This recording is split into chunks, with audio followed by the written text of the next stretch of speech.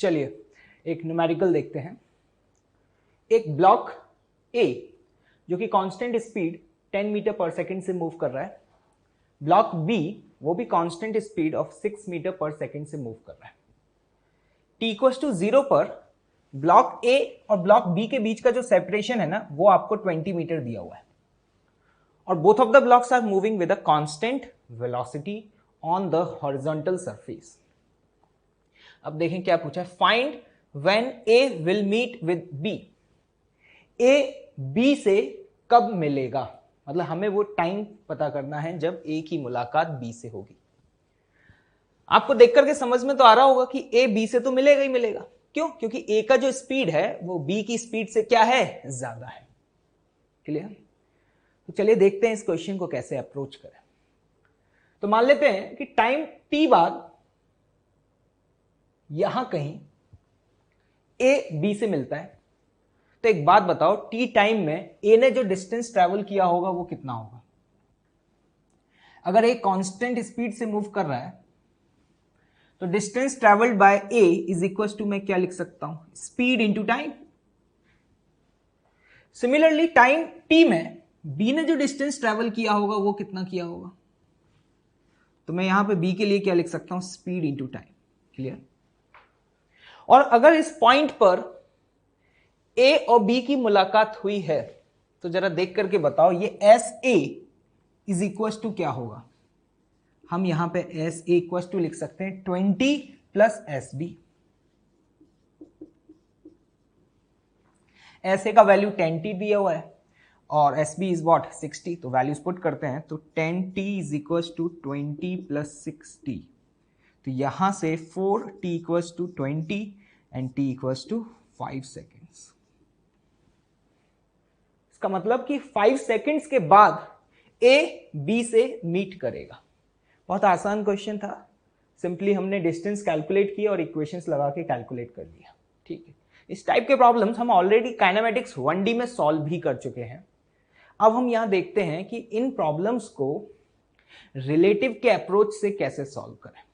ठीक है, तो जब भी हम रिलेटिव मोशन का कॉन्सेप्ट लगाते हैं ना तो हम क्या करते हैं कि किसी भी गिवन बॉडीज में से एक बॉडी के फ्रेम में जाकर के दूसरे बॉडी के मोशन को ऑब्जर्व करते हैं। एक बॉडी के फ्रेम में जाने का मतलब क्या हुआ कि हम उसे एज अ ऑब्जर्वर कंसीडर करेंगे और फिर दूसरे बॉडी के मोशन को देखते हैं। जरा देखिएगा ध्यान से, जैसे कि यहां पे दो बॉडीज हैं ए और बी और दोनों मोशन कर रहे हैं, तो हम इसी प्रॉब्लम को किसी भी एक बॉडी के फ्रेम से सॉल्व कर सकते हैं। जैसे अगर मैं इन फ्रेम ऑफ बी बात करूं, अगर मैंने बोला इन फ्रेम ऑफ बी तो इसका मतलब बी इज व्हाट, ऑब्जर्वर। मतलब अगर बी ए को देख रहा है तो अब ध्यान से देखना आपके लिए सिचुएशन क्या हो गया। अगर हम बी के फ्रेम से मोशन को ऑब्जर्व कर रहे हैं तो बी ऑब्जर्वर है, जिसे हम एज्यूम कर सकते हैं कि वो क्या है, रेस्ट पर। और बी के फ्रेम में अगर हमें ए की वेलोसिटी निकालनी है तो मैं क्या कहूंगा, velocity of A in frame of B. और ये आप कैसे कैलकुलेट करेंगे, velocity of A minus velocity of B. A की वेलोसिटी कितनी है 10 और बी की वेलोसिटी क्या है 6, और आप ये देख पा रहे हैं कि दोनों की वेलोसिटी क्या है, सेम डायरेक्शन में है। तो सपोज मैं अगर राइटवर्ड डायरेक्शन को पॉजिटिव कंसीडर करूं तो मैं यहां पे क्या लिख सकता हूं, 10 minus 6 and this is what 4 metre per second. मतलब अगर हम बी के फ्रेम से ए को ऑब्जर्व करेंगे तो ए हमें किस वेलोसिटी से आता हुआ दिखाई देगा, 4 मीटर पर सेकेंड।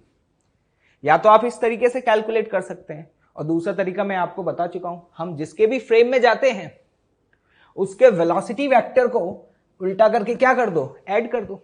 जैसे कि बी के फ्रेम में गए तो बी की जो वेलोसिटी है उसे उल्टा करके इसमें ऐड कर दिया, 6 मीटर पर सेकेंड। तो 10 minus 6 this is what 4 metre per second. Clear? अब देखना ध्यान से, अब आपके लिए ये प्रॉब्लम ऐसा बन चुका है कि जैसे कि कोई एक गिवन बॉडी रेस्ट पर है और एक बॉडी 4 मीटर पर सेकेंड से मूव करते हुए आ रही है। तो ये एक बात बताओ, अगर ए को बी से मिलना है इस सिचुएशन में तो कितना डिस्टेंस चलना पड़ेगा, 20 मीटर। तो हम ये कह सकते हैं कि distance travelled by A in frame of B कितना होगा, 20 मीटर। अभी आपके लिए काफी आसान हो गया है। 20 मीटर का डिस्टेंस ट्रेवल करना है, कितनी स्पीड से? 4 मीटर पर सेकेंड से। तो हम यहां पे ये लिख सकते हैं distance is equal to speed into time, और यहां से टी का वैल्यू क्या आता है? 5 सेकेंड्स।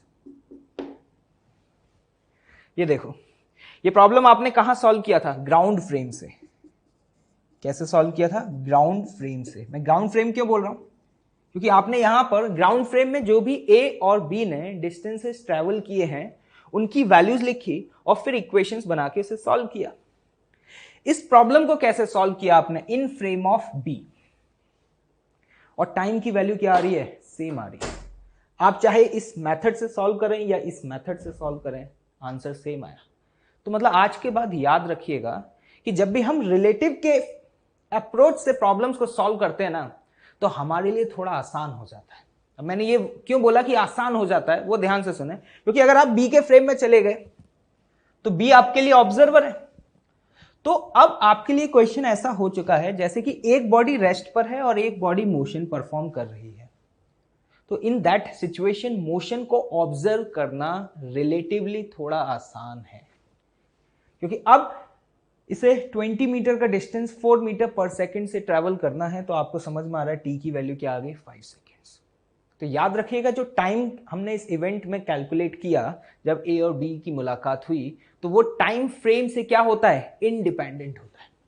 तो हम जब भी रिलेटिव के अप्रोच से प्रॉब्लम्स को सॉल्व करते हैं ना, तो हम किसी भी गिवन बॉडी के फ्रेम में जाकर के उस इवेंट का टाइम फाइंड करते हैं, क्योंकि टाइम आप चाहे ग्राउंड फ्रेम में फाइंड करें या किसी भी फ्रेम में फाइंड करें, टाइम की वैल्यू तो क्या आएगी? सेम आएगी। जैसे कि यहां पर हम बी के फ्रेम में ए के मोशन को ऑब्जर्व कर रहे हैं। आप इसी प्रॉब्लम को ऐसे भी सॉल्व कर सकते थे कि ए के फ्रेम से बी के मोशन को ऑब्जर्व करते, उस सिचुएशन में भी टी का वैल्यू क्या आता? सेम आता। क्लियर? ओके। चलिए अभी हमने जो भी समझा उसे नोट डाउन कर लेते हैं। देखिएगा पहला स्टेटमेंट क्या लिखा हुआ है? Time calculated in any frame will remains the same and independent from the frame। जैसा कि अभी हम प्रीवियस क्वेश्चन में देखा कि जो हमने टाइम की वैल्यू कैलकुलेट करी, चाहे हम उसे ग्राउंड फ्रेम में कैलकुलेट करें या फिर ए या बी बॉडी के फ्रेम में कैलकुलेट करें, वो वैल्यू फ्रेम से क्या होगी? Independent. While velocity, acceleration and displacement are frame dependent। बिल्कुल, ये हम देख भी चुके हैं। ग्राउंड फ्रेम में आपको याद होगा ए की वेलोसिटी क्या थी? 10 मीटर पर सेकेंड।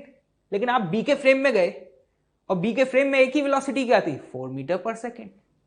सिमिलरली उसी तरीके से एक्सेलरेशन और डिस्प्लेसमेंट भी फ्रेम चेंज करने पर चेंज हो जाएगा, लेकिन टाइम चेंज नहीं होगा। दूसरा point, if we observe the motion from the frame of other particle in motion, then particle from which motion is observed is assumed to be at rest। ये तो जब से रिलेटिव स्टार्ट किया है हमने, मैं तभी से बार बार रिपीट कर रहा हूं कि हम जिस बॉडी के फ्रेम में जाकर के मोशन को ऑब्जर्व करते हैं, हम हमेशा एज्यूम कर लेते हैं कि वो बॉडी क्या है? रेस्ट पर है। जैसा भी आपने देखा प्रीवियस क्वेश्चन में, जब हम बी के फ्रेम से मोशन एनालिसिस कर रहे थे तो बी इज व्हाट? ऑब्जर्वर। तो उस बी के फ्रेम में हमने ये एज्यूम किया कि जो बी है वो क्या है? रेस्ट पर है। तो ये दो खास बातें हैं जो कि आपको याद रखनी है, क्योंकि आगे हम रिलेटिव में जितने भी प्रॉब्लम सॉल्व करेंगे ना, वहां पे इन स्टेटमेंट का हम बार बार यूज करेंगे। क्लियर? ओके। चलिए एक न्यूमेरिकल देखते हैं। देखिए सिचुएशन क्या है। यहां पे दो बॉडीज हैं ए एंड बी। बॉडी ए का इनिशियल वेलोसिटी आपको 10 मीटर पर सेकंड गिवन है और उसका एक्सेलरेशन दिया हुआ है आपको 10 मीटर पर सेकंड स्क्वायर, और जो बॉडी ए है ना, उसका एक्सेलरेशन क्या है? कांस्टेंट है। अगर मैं बी की बात करूं तो बी की इनिशियल वेलोसिटी आपको 5 मीटर पर सेकंड दी हुई है, लेकिन ये कांस्टेंट है। कांस्टेंट होने का मतलब बी का जो एक्सेलरेशन है वो क्या है? 0। और इनिशियली t बराबर 0 पर, कब? t बराबर 0 पर a और b के बीच का जो सेपरेशन है ना, वो सेपरेशन कितना दिया हुआ है?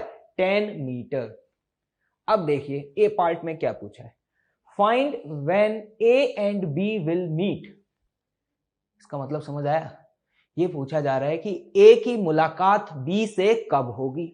अब आप यहां देखें ध्यान से, ए का स्पीड 10 मीटर पर सेकेंड है, एक्सेलरेशन भी आगे है, और बी का स्पीड है 5 मीटर पर सेकेंड। तो ये तो हमें पता है कि ए की मुलाकात बी से होगी, लेकिन कब होगी ये हमें फाइंड करना है। इस टाइप के प्रॉब्लम्स आप लोग ऑलरेडी काइनेमेटिक्स 1D में सॉल्व कर चुके हैं, लेकिन आज हम देखने जा रहे हैं कि इस प्रॉब्लम्स को रिलेटिव के कॉन्सेप्ट से कैसे सॉल्व करें। और जब भी हम रिलेटिव का कॉन्सेप्ट लगाते हैं तो क्या करते हैं, हम यहां पर किसी भी एक बॉडी के फ्रेम से दूसरे बॉडी के मोशन को ऑब्जर्व करते हैं। चलिए देखते हैं। अगर मैं इन फ्रेम ऑफ बी बात करूं, इन फ्रेम ऑफ बी का मतलब क्या है कि अगर हम बी के फ्रेम से ए के मोशन को ऑब्जर्व करें तो ये मोशन हमें कैसा दिखाई देगा। तो देखें, अगर हम बी के फ्रेम से देख रहे हैं तो इसका मतलब बी तो क्या है, रेस्ट पे, और किसको देख रहे हैं, ए को। अब बात आती है कि बी के फ्रेम में ए की जो वेलोसिटी दिखाई देगी उसे हम क्या बोलेंगे, velocity of A in frame of B. Similarly जो एक्सेलरेशन होगा उसे क्या बोलेंगे, acceleration of A in frame of B. तो पहले इन वैल्यूज को कैलकुलेट कर लेते हैं। तो एक बात बताएं मुझे, velocity of A in frame of B क्या होता है, velocity of A minus velocity of B. Clear. तो t बराबर 0 पर a की वेलोसिटी 10 मीटर पर सेकेंड है और b की वेलोसिटी 5 मीटर पर सेकेंड है। तो हम यहां पे सीधे लिख सकते हैं 10 minus 5 and this is what, 5 metre per second. मैं यहां पर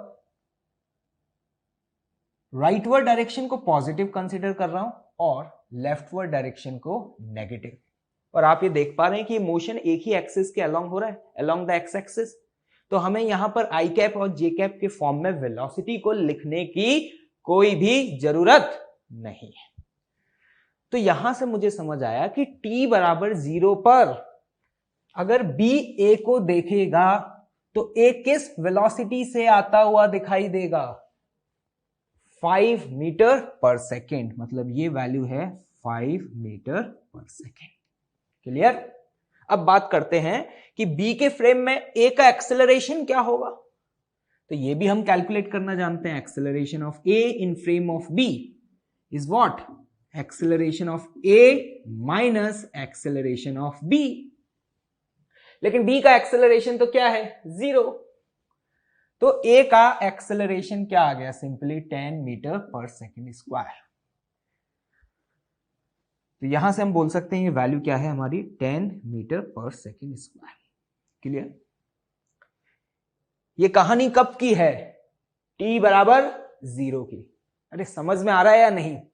अब एक बात बताएं, अगर हम b के फ्रेम में गए तो ये रेस्ट पे आ गया, और a को अगर b से मिलना है तो b के फ्रेम में a को कितना आगे जाना पड़ेगा, कितना है ये डिस्टेंस, 10 मीटर।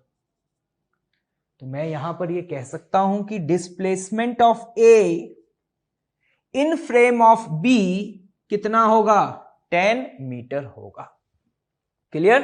तो यहां से A in frame of B ये वैल्यू क्या आ गई, 10 मीटर। अब देखें फर्स्ट पार्ट में हमें फाइंड क्या करना था, टी। यहां पे मेरे पास 3 पैरामीटर है। ये जो वेलोसिटी लिखी हुई है ये कौन सी वेलोसिटी है, इनिशियल वेलोसिटी, एक्सेलरेशन, और क्या दिया हुआ है मुझे, डिस्प्लेसमेंट। इनिशियल वेलोसिटी, एक्सेलरेशन और डिस्प्लेसमेंट 3 पैरामीटर हैं और टाइम फाइंड करना है। तो आप ही लोग बताएं कि कौन सी इक्वेशन ऑफ मोशन यूज करनी चाहिए, सेकंड इक्वेशन ऑफ मोशन। तो जरा ध्यान से सुने, सेकंड इक्वेशन ऑफ मोशन क्या होता है, s equals to ut plus half at square. लेकिन आज ये इक्वेशन किसके फ्रेम में यूज करेंगे, इन फ्रेम ऑफ B। तो B के फ्रेम में ये डिस्प्लेसमेंट क्या होगा, displacement of A in frame of B। Similarly इसी तरीके से ये वेलोसिटी होगी, velocity of A in frame of B। Acceleration भी क्या होगा, acceleration of A in frame of B into T square. T is time. और टाइम तो चाहे आप ए के फ्रेम में कैलकुलेट करें या बी के फ्रेम में कैलकुलेट करें, टाइम की वैल्यू तो क्या आएगी, सेम ही आएगी। मतलब टाइम इस बात पर डिपेंड नहीं करता कि आप यहां पे मोशन एनालिसिस किस बॉडी के फ्रेम में कर रहे हैं। तो चलिए वैल्यू पुट करते हैं, बताएं ये वैल्यू क्या है, 10। अरे क्लियर है। इनिशियल वेलोसिटी क्या है, this is what, 5 metre per second. तो 5 into T plus half acceleration is what, 10 into T square. तो ये आपके पास यहां पे ध्यान से देखें एक क्वाड्रेटिक इक्वेशन बन रही है। इसमें अगर हम 5 को कॉमन लेकर के कट करें तो देखिए इक्वेशन क्या आती है, T square plus T minus 2 equal to 0। Clear. अब इस इक्वेशन को सॉल्व करना हमें आता है by the method of factorisation. मैं यहां पे आपको बता देता हूं, यहां टी की दो वैल्यूज आएंगी, आप खुद सॉल्व करके देख लीजिएगा। यहां पे टी की दो वैल्यूज आती हैं, T equals to 1 and T equals to -2 seconds. T equals to -2 को तो हम कंसिडर नहीं करेंगे, क्यों, क्योंकि टाइम की नेगेटिव वैल्यू तो हो ही नहीं सकती। तो हम सिर्फ क्या कंसिडर करेंगे, 1 second, and this is the answer of first part. t equals to 1 second पर a और b की क्या होगी, मुलाकात होगी। क्लियर है। तो चलिए ए पार्ट का हमारे पास आंसर आ चुका है, t इक्वल्स टू 1 सेकेंड। अब हमारे लिए बहुत आसान है, जब भी इस टाइप के प्रॉब्लम्स हम सॉल्व करते हैं ना, तो सबसे पहले t का वैल्यू कैलकुलेट करते हैं, क्योंकि t एक ऐसी क्वांटिटी है जो कि फ्रेम से क्या है, इंडिपेंडेंट है। मतलब मैं इस प्रॉब्लम को चाहे बी के फ्रेम में सॉल्व करूं चाहे ए के फ्रेम में सॉल्व करूं, टी की वैल्यू तो हमेशा ही क्या आएगी, सेम आएगी। क्लियर। अब हमें फाइंड करना है distance travelled by A and be in the ground frame. Ground frame में ए और बी ने कितना डिस्टेंस ट्रेवल किया। अब ये हमारे लिए बहुत आसान हो चुका है, जरा ध्यान से देखिएगा। अगर मैं आपसे पूछूं ए ने कितना डिस्प्लेसमेंट ट्रेवल किया ग्राउंड फ्रेम में, इनिशियल वेलोसिटी क्या है ग्राउंड फ्रेम में 10, एक्सेलरेशन क्या है 10 मीटर पर सेकेंड स्क्वायर।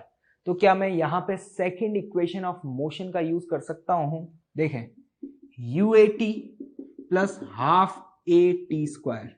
याद रखिएगा अभी जितने भी पैरामीटर मैं यहां पे पुट करूंगा वो किसके फ्रेम में करूंगा, ग्राउंड फ्रेम में। क्यों, क्योंकि हमसे यहां पर क्या पूछा जा रहा है, distance travelled bye A and B in the ground frame. तो जरा बताएं ग्राउंड फ्रेम में A की वेलोसिटी क्या थी इनिशियली, 10 इंटू T। T की वैल्यू क्या निकल के आई, 1 second plus half A into 1 का स्क्वायर। तो देखिए वैल्यू क्या आ रही है आपकी 15 मीटर। मतलब जब A की मुलाकात B से होगी इतनी देर में A यहां से कितना आगे गया होगा, 15 मीटर। और अगर आपसे B की वैल्यू पूछी जाए तो B की वेलोसिटी कांस्टेंट है, तो हम सीधे सीधे लिख देंगे डिस्टेंस जो ट्रेवल किया होगा velocity into time, and this is what 5 metre. तो देखें ग्राउंड फ्रेम से अगर चीजों को ऑब्जर्व करें तो आपको देख करके समझ में आ रहा है कि एक सेकंड में A 15 मीटर चला और B कितना चला, B चला 5 मीटर। और यहां जाकर के A और B दोनों की क्या हुई, मुलाकात हुई। तो समझ में आया। इस प्रॉब्लम को हम without using the concept of relative भी सॉल्व कर सकते थे, लेकिन रिलेटिव से प्रॉब्लम्स को सॉल्व करना आसान होता है। क्यों, क्योंकि ऐसा करने से जैसा आपने देखा जैसे ही हम B के फ्रेम में गए तो अब हमारे लिए प्रॉब्लम ऐसा बन गया जैसे कि एक बॉडी जो रेस्ट पर है और एक बॉडी इस डायरेक्शन में मूव कर रही है। तो चीजों को हम ऑब्जर्व अच्छे से कर सकते हैं और इक्वेशंस लिखना भी हमारे लिए आसान है। अभी इसी प्रॉब्लम को अगर आपसे ग्राउंड फ्रेम में सॉल्व करने के लिए बोला जाता, जो कि आप ऑलरेडी काइनेमेटिक्स 1D में कर चुके हैं, तो एक बात बताएं ग्राउंड फ्रेम में इसको कैसे सॉल्व करते। तो देखें जैसे कि अगर ग्राउंड फ्रेम में बात की जाती, इन ग्राउंड फ्रेम, तो हम कैसे सॉल्व करते। तो हम ये कहते हैं कि ग्राउंड फ्रेम में जब ए और बी की मुलाकात हुई तो मान लो कि ए ने जो डिस्टेंस ट्रेवल किया वो ऐसे है और बी ने जो डिस्टेंस ट्रेवल किया वो क्या है, एस बी। तो जहां पे ये दोनों मिलेंगे तो वहां पर एस ए, ध्यान से देखना, एस ए का वैल्यू किसके बराबर होगा, एस ए का वैल्यू बराबर होगा S B plus initial separation, this is what 10 metre. ये समझ आया कैसे लिखा? जब ए की मुलाकात बी से होगी इतनी देर में जो ए का डिस्प्लेसमेंट है इट इज बेसिकली व्हाट 10 प्लस डिस्प्लेसमेंट ऑफ बी। और फिर यहां पर हम ग्राउंड फ्रेम में ऐसे और एस बी की वैल्यू पुट करते और फिर वहां से हम टी की वैल्यू कैलकुलेट कर पाते। जरा देख लेते हैं क्या टी की वैल्यू वही आएगी, देख लेते हैं, वेरीफाई कर लेते हैं कि हमने जो मेथड लगाया है वो सही है या नहीं है। तो एस ए ग्राउंड फ्रेम में बताएं क्या लिखेंगे, 10 into T plus half ground frame में acceleration 10 into T square. S B का वैल्यू ग्राउंड फ्रेम में क्या लिखेंगे, इसका वेलोसिटी कांस्टेंट है तो टी टाइम में कितना डिस्टेंस ट्रेवल करेगा, 5t प्लस 10। क्लियर? तो देखिए यहां से ये कैंसिल आउट, सिंप्लीफाई कर लेते हैं अपने रिजल्ट को। तो ये आपके पास आएगा 5t स्क्वायर, यहां से 5t को इधर लेकर के आए तो ये होगा plus 5t minus 10 equal to 0।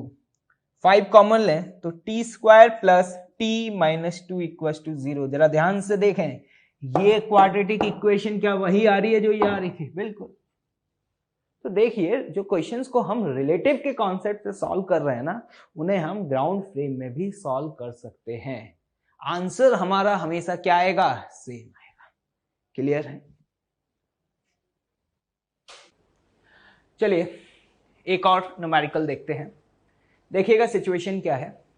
एक ब्लॉक ए जो कि 30 मीटर पर सेकंड से मूव कर रहा है और उसका एक्सेलरेशन क्या है, 0। मतलब हम ये कह सकते हैं कि ब्लॉक ए की जो वेलोसिटी है वो क्या है, कांस्टेंट है। ब्लॉक बी इनिशियली रेस्ट पर है लेकिन ब्लॉक बी का एक्सेलरेशन आपको 10 मीटर पर सेकंड स्क्वायर गिवन है। टी इक्वल्स टू 0 पर ए और बी ब्लॉक के बीच का जो सेपरेशन है ना वो आपको 40 मीटर दिया हुआ है। ठीक है, ये सिचुएशन है आपके सामने। क्या पूछा जा रहा है, find when A and B will meet. First part में आपसे पूछा जा रहा है कि ए और बी की मुलाकात कब होगी। B part, distance travelled by A in ground frame at this instant. मतलब जब ए और बी की मुलाकात हुई उस समय ए ने ग्राउंड फ्रेम में कितना डिस्टेंस ट्रेवल किया होगा, बताएं कैसे करें। चलिए रिलेटिव के अप्रोच से ट्राई करते हैं। पहला स्टेप क्या होता है, हम आइदर ए या बी किसी भी एक बॉडी के फ्रेम से दूसरे बॉडी के मोशन को ऑब्जर्व करते हैं। तो चलिए इन फ्रेम ऑफ बी बात कर लेते हैं। इन फ्रेम ऑफ बी का मतलब क्या है, who is the observer, B. मतलब बी के फ्रेम से हम ए के मोशन को स्टडी करने वाले हैं। ठीक, A and this is B.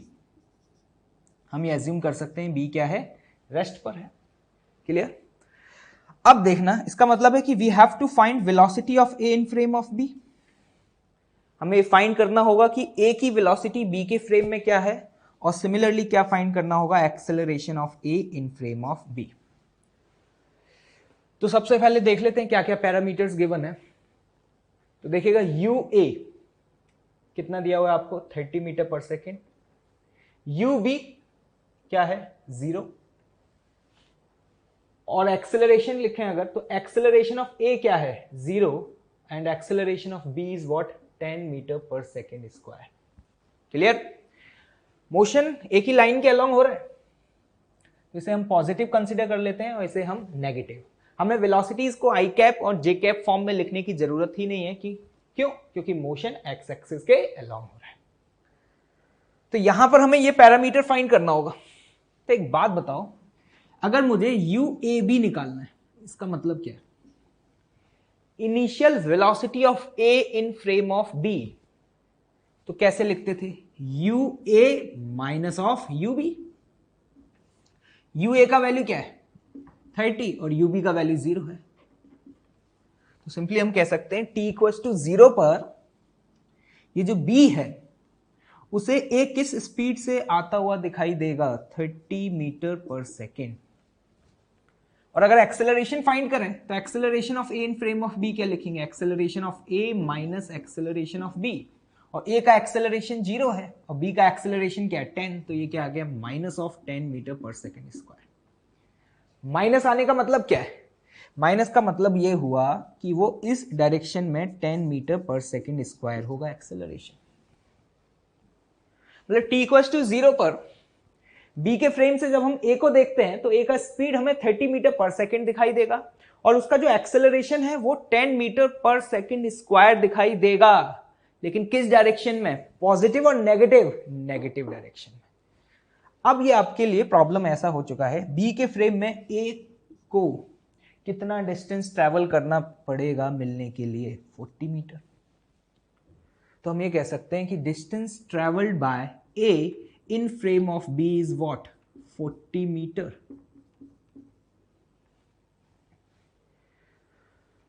क्या कैलकुलेट करना है? टाइम। आपके पास 3 पैरामीटर हैं, इनिशियल वेलोसिटी, एक्सेलरेशन और displacement of a in frame of b। तो बताएं कौन से इक्वेशन ऑफ मोशन यूज करना चाहिए? Second equation of motion. तो हम वहां से लिख सकते हैं s equal to ut plus half at square. लेकिन हम ये जो इक्वेशन है ना वो b के फ्रेम में लगा रहे हैं, तो यहां पे जितने भी पैरामीटर पुट करेंगे वो सभी के सभी पैरामीटर किसके फ्रेम में होंगे? इन फ्रेम ऑफ b। तो ये वैल्यू आपको पता है कितना है? 40 ut, u क्या है? 30 into T plus half minus 10 into T square. ये कैंसिल आउट हो जाएगा, दिस इज 5।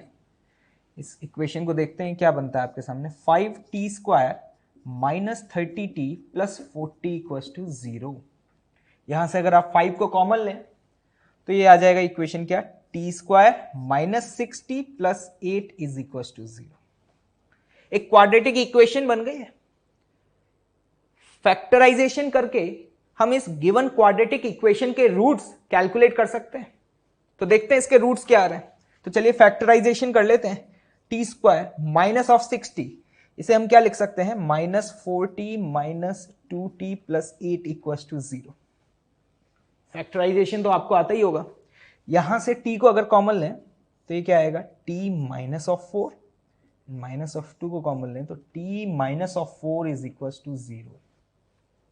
तो यहां से ये आता है आपका t minus 2 into T minus 4 equal to 0।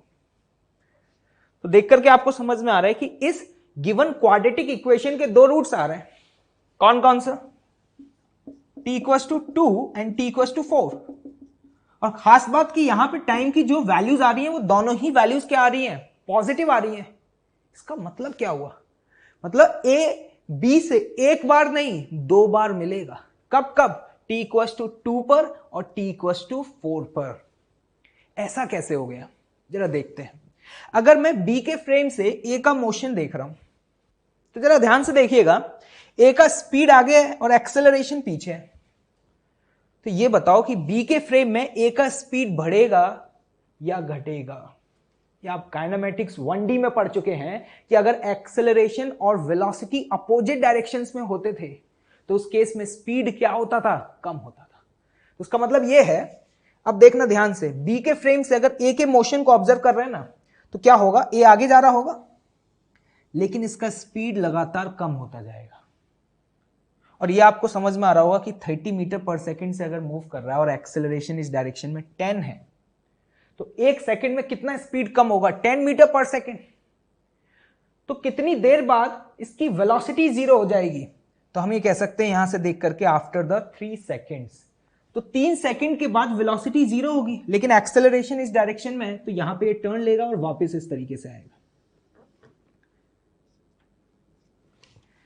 इसका मतलब ये हुआ कि अगर हम b के फ्रेम से देख रहे हैं तो ऐसा लगेगा कि पहले a आगे गया और फिर वापस लौट करके ये पीछे आया।